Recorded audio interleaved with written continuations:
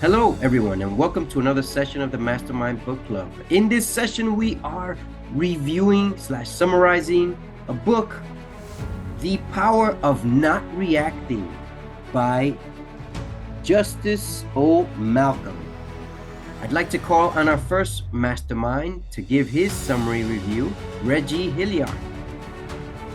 Hi, everyone. So, just my brief uh, statements about the book. Reacting is something we do where it's usually a trigger, something that from the past is affecting the way that you respond to someone. Whereas if you respond, actual point of responding is where you have thought about what it is that you need to say, meditated on it, giving yourself time, paused, gone within, that type of thing. So the goal would be to not be so reactive to things because when you're reactive, it's usually a snapping at someone, a triggering, a way where you're basically maybe come out in an angry fashion, a way where you may say something that you may regret later. So you got to be very careful about that because a lot of times we're not really always thinking about that, and oftentimes many of us are reacting, and then we can't undo what that particular type of response leads to. So if we will put in time into actually focusing on our ways that we think, our relationships with people, or just how we are with people. If we do the point of getting ourselves thinking the right way, if we are more mindful overall, if we're doing a lot of this sort of self-awareness stuff, really kind of like cultivating the right way of being, asking ourselves how best to kind of comport ourselves in this world. All of those types of things will get us to a state of where we will be more at ease in a place where we're going to be such that when it comes time to responding to a situation, that we'll be able to respond in a fashion that's more harmonious and more in align with like the way in which we should be responding, as opposed to responding in a way where it could be negative. And again, that we may not be able to come back from that because of the repercussive effects of that, um, being what they are. So yeah, that's essentially what I'll offer is, just the difference between responding and reacting, and to be more calculated, more mindful, more intentional about what it is that you're going to say, as opposed to just snapping at someone because, something triggered you that allowed you to get to respond that way. Thank you, Reg. Thank you. Thank you. Mhm. Chaz Comer. Hello, everyone. The power of not reacting. I am, you are, the master of your own emotions. The thing they speak about labeling, writing down what triggers you, and then what sets you off, the triggers. If you know what sets you off, you can easily subvert that by just saying, okay, if this is going to make me angry, then I know maybe listening to music, praying, meditating, journaling will make me happy. You have to learn to change uh change your thoughts. And if you change your thoughts, you can change your actions. You change your actions, you can change your ideas. You change your ideas, you can change your emotions. So your thoughts can lead you down a dark path if you allow negative thoughts. So, as we once said before, being positive, being forward through prayer, meditation, knowing that you are a good person and that you have put forth yourself to do good things on the earth. Uh, Even breathing, sitting there calming yourself when someone uh, tries to trigger you. I remember the story they talk about of being bullied. It's hard to sit there or face something every day knowing that you're going to be emotionally challenged in a negative way.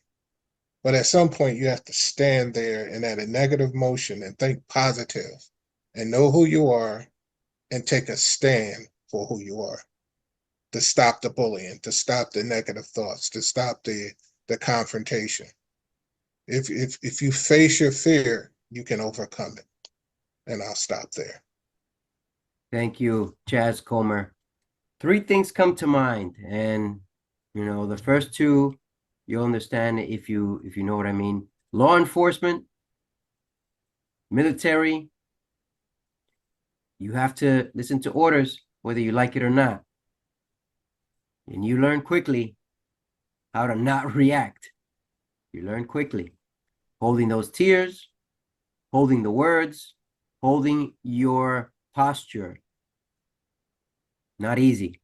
I respect them, and I know that it's not easy, and that's why many of us don't do it, or at least one reason why many of us don't do it. But the reality is there is a chain of command that is worth living up to, respecting them. Two, relationships. From time to time, I'm certain that one or the other partner will raise their voice and the other one will raise it back and, risk getting into worse relationship or stay quiet and holding back. I've done both. I've raised, I've challenged, and I've held back. And the reality is that the less you say, the more powerful you are. The less you say, the more powerful you are. And third, probably if it's not equal to that type of relationship, it's much more happening. If you drive and you notice that someone is driving too slow, too fast, erratically, you're going to kick, you're going to yell, you're going to scream, you're going to honk, you're going to flash your lights. You might even be urged to get out of your car and say something. The power of not reacting talks about a breathing method called the 4-7-8 method. 4 seconds breathing in, 7 seconds holding your breath, and 8 seconds releasing, exhaling. If you practice this, it will assist. But first of all is becoming aware of your actions. And just like me, today, someone almost went into my lane. I didn't curse them out. I honked the horn and kept moving. Almost came into my space on top of my car. If I didn't have my hand on that horn, I would have been in a different place right now complaining. So now that we've given our brief reviews, I want to ask you one question only, and then we'll end it there. Now, the power of not reacting. Have you come across one of these situations or maybe something different? How you can see how you need to control your emotions? Gentlemen? I'll kick it off. I remember being young and being a young man, just starting into manhood. I used to be very, very angry about the way I was raised and my family structure. And I was so angry that even though I tried to not react or to mask my anger, that one day someone did something to me. They stole my car, and it triggered such a horrible reaction to me where, the guy pulled a gun and I pulled my gun, unfortunately. It's just something I'm not proud of, but I call myself defending myself, and it could have went very, very wrong very, very quickly because I didn't express the power of not reacting. I didn't express the power of controlling myself, which led to a lot of missed opportunities because of the consequences. So the book talks about taking a moment and thinking before you react. I even tell my children, think before you respond. Just take a moment and think. You don't have to respond to everything right away. Just take your time, be calm. You don't want to never make a decision when you're agitated, upset, or even too anxious. You want a moment to be calm, to think, think, think. Do the breathing exercises. Be aware of how you're feeling. Be aware of why you want to do something. What is the outcome of what that thing is that you want to do? Take your time. Be in the present. Practice uh, how you feel about the situation and what's going to happen, and think. That's the best advice I can give, and I'm gonna stop there. Think. Chaz, Culmer, thank you for that. It's more in the stopping that is a tough one, and that takes a little bit of practice. Reggie Hilliard, anything to add here? I mean, for me, it's just a daily practice, really just always in the head, making sure that, I'm not just going to respond. Well, again, we're talking about reacting, but respond to someone in a way that is going to lead to us having some types of tensions or, some type of outcome that that's not going to be a good one. So even when I do, I mean, the times that I do not really react, but well, partially like we'll say react, but my reactions are not so harsh, but maybe someone takes it even as, because people are going to receive it how they're going to receive it.